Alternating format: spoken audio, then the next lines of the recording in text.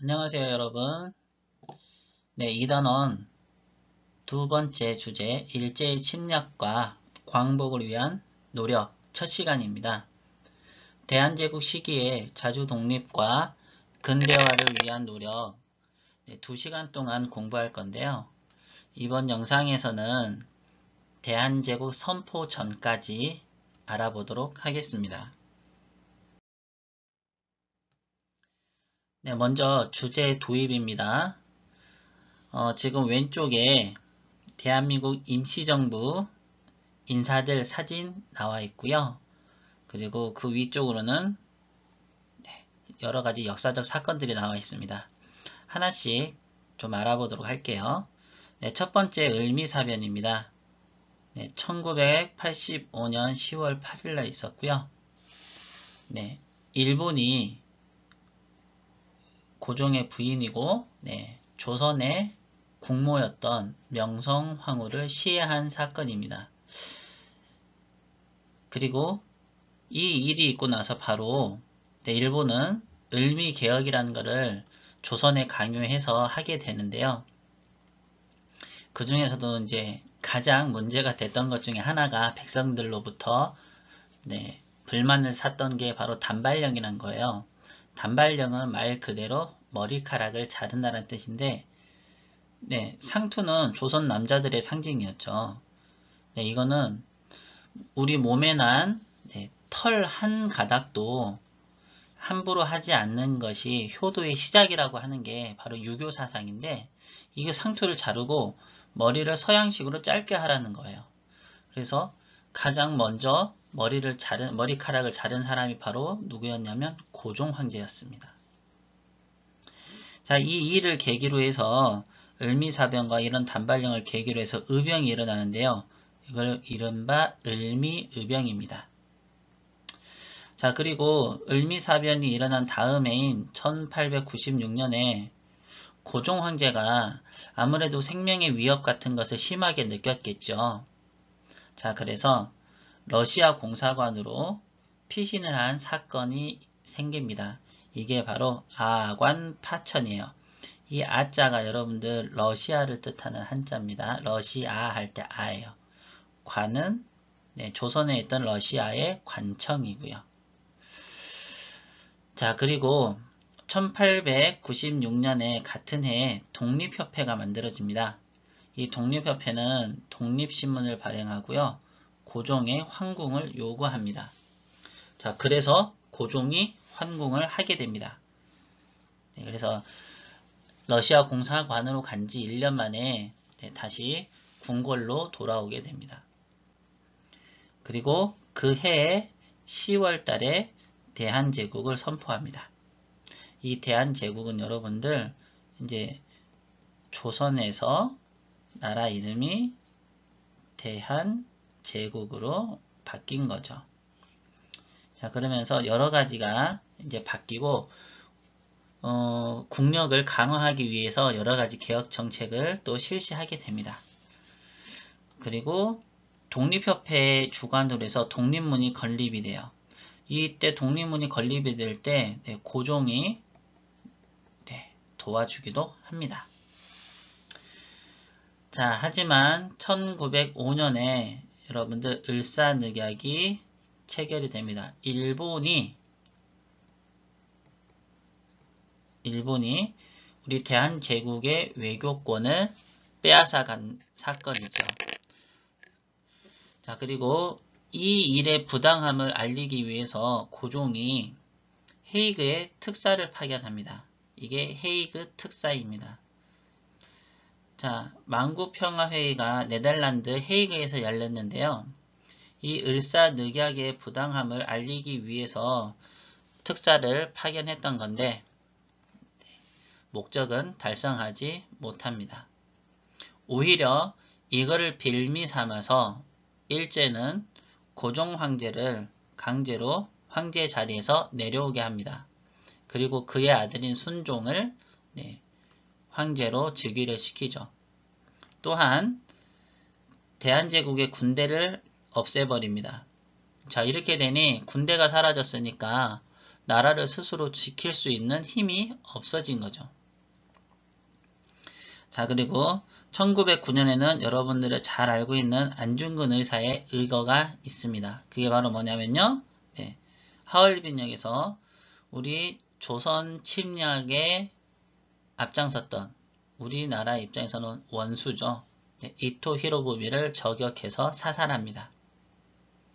하지만 이렇게 했었음에도 일본 일제가 우리 대한제국의 국권을 뺏어가는 것을 막지는 못했습니다. 그게 바로 경술국치죠. 경술련의 나라의 큰 치욕입니다. 1910년 일제에 의해서 대한제국의 국권이 피탈되었습니다. 뺏기게 되었죠. 자, 그리고 3.1운동이 1919년에 3.1운동이 일어나고요. 이 3.1운동을 계기로 해서 대한민국 임시정부가 상하이라고 중국 발음으로 하면 상하이, 한자로 쓰면 그냥 상해입니다. 네, 임시정부가 상해에서 만들어집니다. 그리고 수많은 봉오동 전투, 청산리 대첩, 이거 말고도 무장 독립투쟁도 있었고요. 그 다음에 교육을 통한 또 외교를 통한 독립을 하기 위해서 이런 여러 방면에서 독립운동을 하게 됩니다. 그리고 1940년에는 광복군까지 조직을 하게 돼요. 자, 우리는 이 두 번째 주제에서는 여기까지 배우게 될 겁니다. 네, 교과서에 나와 있는 사진입니다. 조금 크게 원본 사진인데요. 아래쪽에 보면 자, 여기 보세요. 대한민국 3년 1월 1일 이렇게 돼 있죠. 자, 그리고 임시정부 그리고 임시의정원 신년 축하식 기념 촬영이라고 쓰여 있습니다. 자, 그러니까는 이거 대한민국 3년이니까 대한민국 임시정부가 1919년에 세워졌죠. 그러면 대한민국 2년은 1920년, 대한민국 3년은 1921년이겠죠. 네, 이 사진은 1921년 1월 1일에 찍은 사진입니다. 임시정부라고 했으니까요. 지금의 행정부, 그 다음에 임시의정원은 지금의 국회와 같은 역할을 하는 곳입니다. 쉽게 말해서 우리나라 임시정부와 임시의정원, 정부 요인과 국회의원들이 1월 1일을 맞이해서 기념사진을 찍은 겁니다. 자, 여러분들 이 사진에 보면 아마 여러분들 위인전에서 읽었던 분들을 아마 찾을 수 있을 거예요. 여기서 이분들 모두 다 훌륭하신 분들인데요. 자, 몇 명이나 여러분들이 얼굴 보고 알 수 있는지 한번 찾아볼래요? 영상을 멈추고 찾아도 괜찮습니다. 자, 그러면 우리가 아시는 분이 누구누구 있는지 한번 볼게요. 자, 선생님이 인터넷에서 어렵게 검색해서 찾았습니다. 자, 여기로 보입니까? 김구 선생님. 앞줄에 왼쪽에서 세 번째 계시죠? 네, 1921년이니까 굉장히 젊었을 때 모습 같습니다. 우리는 광복된 이후에 그 사진 자료들 보면 다 이제 우리가 광복한 이후의 모습이라서 되게 할아버지 모습인데 이건 1921년이에요. 그거는 광복되기 24년 전에 찍은 사진입니다. 자, 그리고 이 가운데 부분에 이승만이 있네요. 우리나라 초대 대통령이죠. 자, 하나, 둘, 셋, 넷, 다섯, 여섯, 일곱. 왼쪽에서 두 번째 줄 일곱 번째. 하나, 둘, 셋, 넷, 다섯, 여섯, 일곱. 네, 여기 이분이네요. 자, 그리고 안창호 선생님이 있으면 도산 안창호. 네, 두 번째 줄 오른쪽에서 다섯 번째죠. 하나, 둘, 셋, 넷, 다섯. 네, 여기 있습니다. 여기 계시고요. 이 밖에도 이시영 선생님, 이시영, 이회영, 네, 이런 분들은 네, 6형제가 다 독립운동에 투신하셨던 분들이죠. 네. 여기 있는 분들 중에서도요, 여러분들 또 찾아보면 되게 좋을 것 같습니다. 여기 이동휘, 네, 이분, 그 다음에 이분도 굉장히 우리나라 독립을 위해서 애쓰셨던 분입니다. 자, 그럼 용어 정리를 좀 하고 가야 될 것 같습니다. 자, 먼저 일제예요. 일제는 일본 제국의 줄임말. 여러분들 줄임말 잘 쓰죠? 또는 일본 제국주의의 줄임말입니다. 일제. 그래서 일본이 이 제국주의, 일본 제국이라는 정치 형태를 가졌던 것은 1863년부터 1947년 5월 3일까지예요. 그러니까는 2차 세계대전에서 지고 한 2년 정도까지.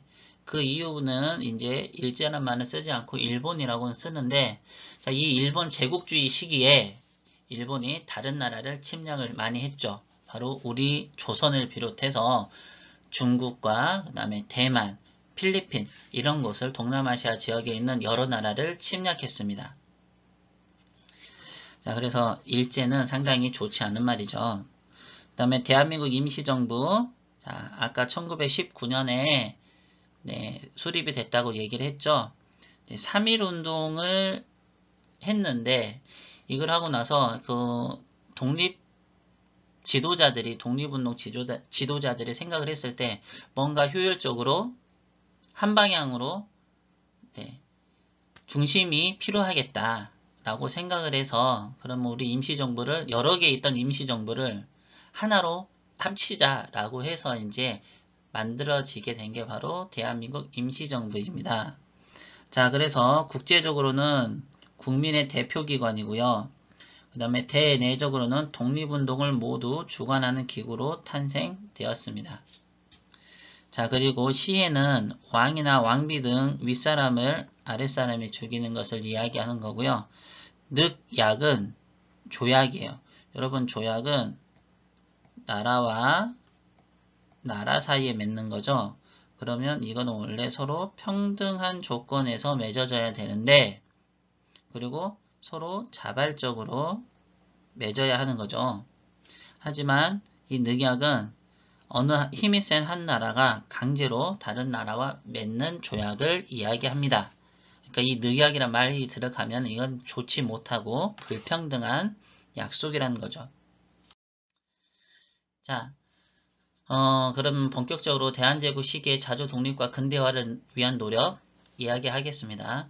동학농민운동 후에 조선의 상황을 잠깐 알아볼게요. 자, 청일전쟁에서 패배한 청나라는 조선에서 이제 주도권을 상실합니다. 그럼 이 주도권을 이제 누가 가져갑니까? 네, 바로 일제로 이어집니다. 자, 그래서 일제는 조선을 본격적으로 침략할 수 있는 계기가 마련이 되었지요. 자, 이렇게 되니까 자, 우리 고종과 명성황후는 일본을 견제하고 일본을 약화시키기 위한 방법이 필요했어요. 왜? 내정 간섭을 굉장히 심하게 하고 그 다음에 우리를 괴롭혔으니까요.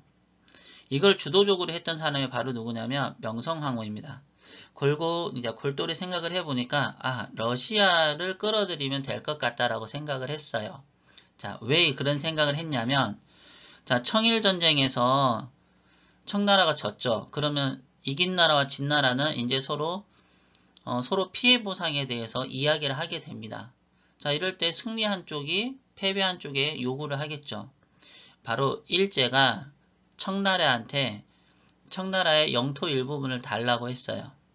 그게 바로 산둥반도라고 하는 곳인데 그런데 이거를 갖다가 러시아, 프랑스, 독일이 일본한테 너 그렇게 하지 마 라고 이렇게 이야기하니까 일본이 어쩔 수 없이 알았어 라고 하게 됩니다. 자, 그러면 독일과 프랑스는 유럽에 있어요. 물론 러시아도 유럽 국가지만 러시아 국경이 두만강에 있죠. 그래서 지리적으로 가깝습니다. 그래서 명성황후는 러시아를 끌어들이기로 해요. 그래서 실제로 러시아를 끌어들이고 러시아와 친하게 지내고 일본과 친했던 관리들은 다 내보내고 러시아와 친한 관리들을 새로 등용을 합니다. 자, 이렇게 되니 일본의 영향력이 어떻게 됐겠어요? 약해지고 반대로 러시아의 영향력은 강해졌겠죠. 자, 그래서 이게 바로 원인이 돼서 을미사변이 발생합니다. 바로 1895년 10월 8일 새벽 5시에 자, 일본인 낭인이 경복궁의 담장을 넘어서 자고 있던 명성황후를 시해한 사건이죠. 그냥 단순히 시해만 한 게 아니라요. 그 시신을 불태우고 그리고 또 불태우고 또 야산에 갔다가 묻기까지 했습니다. 굉장히 이건 말도 안 되고 끔찍한 일입니다. 어떻게 한 나라의 왕의 부인을 다른 나라가 침략을 해서 정식으로 전쟁을 한 것도 아니고요. 그냥 몇 명을 보내가지고 이렇게 죽일 수 있었다는 것은 말이 안 되는 거죠. 자, 물론 여기에는요, 조선인 사람들도 가담한 사람들이 일부 있었습니다. 하지만 이거는 나라의 힘이 너무나도 없었기 때문에 발생한 어처구니 없는 일이었습니다. 자, 여기서 한 가지 좀 여러분들 알고 가면 좋은 내용이 있어서 지금 말씀을 드리려고 합니다. 자, 김창수라는 인물에 대해서 이야기를 할 거예요. 명성황후를 시해한 일본군 중위를 길에서 만나서 살해를 합니다. 때려서 죽여요. 자, 당연히 그러면 일본 군인이 죽었으니까 일본 군 입장에서는 이 김창수라는 사람을 가만히 놔두지 않겠죠. 그래서 형식적이지만 재판을 받아서 사형 판결을 내려버립니다. 자, 그런데 이분이 사형 집행 얼마 남겨놓지 않고요. 기적적으로 살아나요. 자, 누가 살려주느냐? 바로 고종이 살려줍니다. 고종이 살려줬습니다. 자, 어떻게 살려줬어요? 김창수란 사람이 인천에 감옥에 갇혀 있는데 곧 사형을 받습니다. 그랬어요. 왜 사형을 받느냐?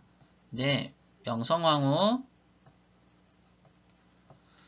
시해한 일본군 중위를 죽였다고 합니다. 라고 하니까 고종 입장에서는 이 김창수가 조금이나마 그래도 복수를 해줬을 수도 있고요. 또는 잘한 일이라고 생각을 했겠죠. 그래서 살려주게 되는데요. 자, 경복궁에서 여러분 인천까지 말을 타고 달려도 몇 시간이 걸립니다. 그런데 사형 집행 몇 시간 전에 딱 살아나요. 자, 어떻게 해서 살아났을까요? 바로 전화입니다. 자, 궁궐 안에만 있던 전화가 인천하고도 드디어 깔렸어요. 이 전화가 깔려가지고 전화로 명령을 내려서 살아나게 됩니다. 자, 여러분 이 김창수란 인물이 바로 누구일까요? 김창수 잘 모르겠죠? 하지만 여러분들 아마 사진을 보면 전부 다 아는 사람일 겁니다. 자, 사진 한번 볼까요? 짠! 김구 선생님입니다. 김창수는요, 김구 선생님이 어릴 때 쓰던 아명이에요. 김구 선생님은 이름이 여러 개가 있었다고 합니다. 그래서 고종이 바로 고종께서 김창수를 살렸는데 그 김창수가 바로 우리나라 독립운동의 가장 큰 어른이 되고 핵심이 되는 김구 선생님이었습니다. 고종 황제께서 참 잘한 일이에요. 그쵸? 자, 그 다음에 이제 아관파천에 대해서 알아보겠는데요.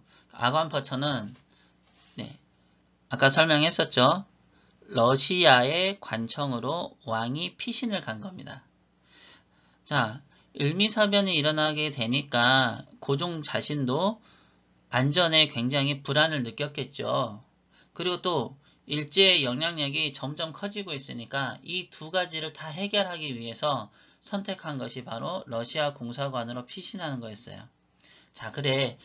을미사변이 일어나기 전까지 러시아하고 우리가 친하게 잘 지냈으니까 러시아에게 도움을 청하자. 그리고 아예 러시아 공사관으로 가버린 거죠. 그런데 문제는요. 그럼 러시아가 우리를 괜히 도와줬겠습니까? 고종 황제를 괜히 데리고 있었겠냐고요. 아니죠. 자신들의 이득이 있었으니까 고종 황제를 러시아 공사관에 계속 머물게 한 거예요. 자, 압록강과 울릉도의 산림체벌권, 네, 나무를 베어갈 수 있는 권리, 그 다음에 광산 채굴권, 네, 광산에서 지하자원을 채굴할 권리 등을 가져가게 됩니다. 그리고 왕을 데리고 있으니까 내정 간섭도 하게 되죠. 이런 틈을 타서 다른 나라들도요. 뭐 미국이나 영국이나 이런 다른 나라들도 경원선, 경인선 같은 철도 부설권을 따가요. 싼 값에. 그리고 얘네들이 이거를 운영을 해서 돈을 벌어가죠. 이 경제적 이권을 다 가져가게 됩니다. 이때. 자, 그러니까는 결과적으로는 고종은 자신의 안전을 지키고 네, 일본의 영향력은 좀 줄어들었어요. 하지만 오히려 서양의 다른 나라들이 우리 조선에서 네, 경제적 이권을 가져가게 되는 일이 발생하게 되었습니다. 자, 이때 이제 독립협회가 설립이 됩니다. 자, 서재필 이름 들어봤죠? 네, 맞습니다. 갑신정변이요. 자, 갑신정변 실패 후에 미국으로 망명했던 급진개화파였어요. 자, 그런데 네, 이 갑신정변에서 이제 죄를 지었던 사람들이 그 죄가 다 사면이 되고 네, 다시 활동을 할 수 있게 됐어요. 그래서 돌아오라고 해서 서재필이 미국에서 돌아오게 됩니다. 그래서 이 서재필을 중심으로 해서 이상재, 이승만, 윤치호 같은 분들께서 독립협회를 만들게 되죠. 네, 여기 있는 이 이승만은 아까 우리 사진에서도 봤었던 그 이승만 맞습니다. 우리나라 초대 대통령이에요. 네. 자, 어떤 일들을 했냐면 민중계몽운동, 토론회와 연설회 같은 걸 열었어요. 자, 이걸 만민공동회라고 합니다. 네.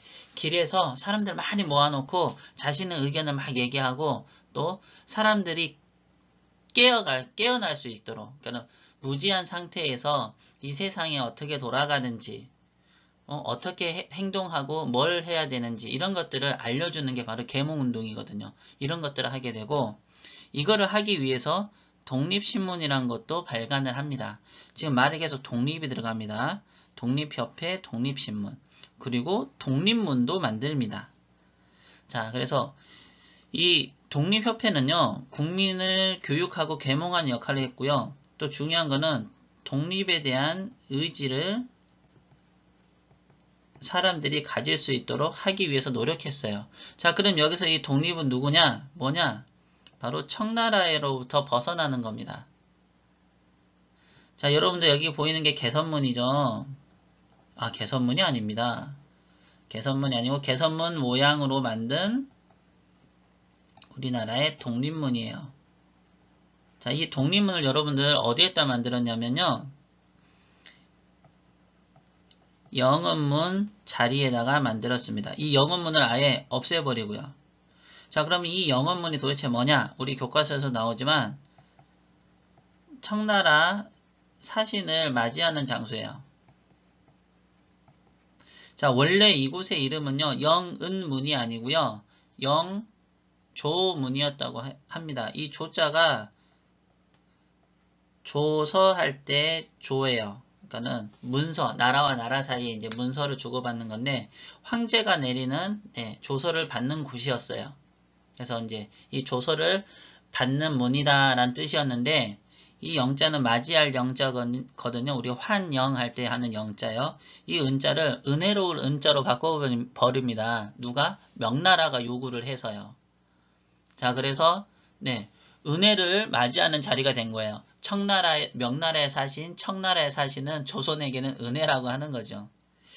말도 안 되지만, 자, 이런 식으로 우리가 청나라에게 속국으로 이렇게 있었기 때문에 일단 우리나라가 독립이 되려면 청나라에 영에게 먼저 벗어나야 된다라는 의미로 이거를 그 영음문이 있던 자리를 헐어버리고 그 자리에 만든 겁니다. 자, 이거 여러분 독립문 지금 서울 서대문에 가면 서대문고에 가면 있습니다. 자, 그리고 고종이 아관 파천을 한 지 딱 1년 만에 다시 돌아오게 되는데요. 자, 돌아올 때 경복궁이 아닌 덕수궁으로 갑니다. 자, 왜요? 경복궁은 고종 황제에게 있어서는 굉장히 가슴 아픈 곳이죠. 1년 반 전에 자신의 부인이 일본에 의해서 죽임을 당한 곳이잖아요. 그래서 경복궁으로 가지 않고요. 덕수궁으로 가요. 자, 그리고 덕수궁 옆에 가면 외국 공사관들이 꽤 많이 있습니다. 그래서 여차하면은 외국 공사관으로도 갈 생각을 하고 계셨는지도 모르겠습니다. 자, 그리고 대한제국 선포를 하게 되는데 요거는 여러분 다음 시간에 배울 겁니다. 자, 오늘 배운 거 정리할게요. 을미사변 1895년에 일제에 의해서 명성황후가 시해된 사건입니다. 원인은 명성황후의 친러시아 정책으로 일제의 조선 침략이 방해가 됐기 때문에 일으킨 사건이에요. 자, 그리고 아관파천 10월달이니까 그리고 2월달에 아관파천을 했으니까요. 넉 달 만에 이 아관파천이 일어났는데 고종이 자신의 안전을 지키고 일제의 영향력에서 벗어나기 위해서 러시아 공사관으로 피신한 사건인데 결과적으로는 일본 대신 러시아의 내정 간섭이 발생했고요. 그 다음에 나라의 여러 가지 이권을 서구 열강에게 빼앗기게 됩니다. 자, 하지만 이때도 백성들은 독립협회를 설립하고요. 자, 민중계몽운동과 자주독립의식을 고취하기 위해서 노력을 했습니다. 그래서 만민공동의 우리나라 최초의 한글신문인 독립신문, 자, 그리고 고종의 황궁을 요구했고요. 그리고 독립문을 건립했습니다. 자, 다음 시간에는 대한제국 시기에 자주독립과 근대화를 위한 노력 두 번째 시간을 하도록 하겠습니다. 여러분들 수고 많이 했습니다.